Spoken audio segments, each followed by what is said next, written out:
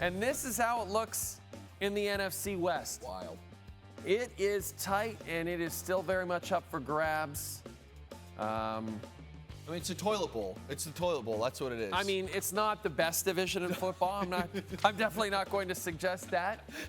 It's weird for me to ask you this question, but because they're still technically co-leading the division. Yeah.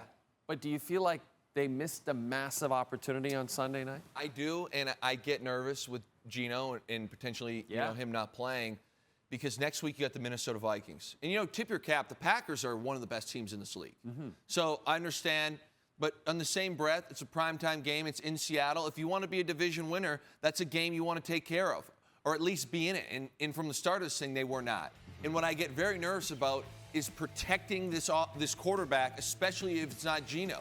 I mean, the Packers had 7 sacks. When Sam Howell got in there, it was just all hands on deck, and we still couldn't get it done. And I sit here and now say, next week, we're playing the Minnesota Vikings. If you have a young quarterback like Sam Howell playing, you know what Brian Flores, the defensive coordinator for the Vikings, is going to do? Oh, man. He is going to bring the house. It's going to be crazy exotic pressures, blitzes, different coverages. He's got the veterans on the back end to do it.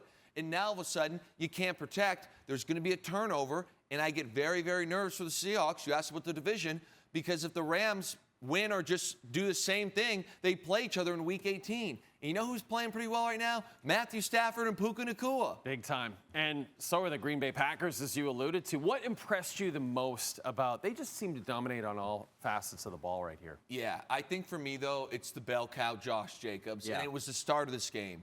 I know Seattle's not an easy place to play. It's a long road trip. You leave Green Bay, Wisconsin. You fly into Seattle. It's very loud. It's a little misty. It's December, and it's a team that's leading their division. And you know what they said?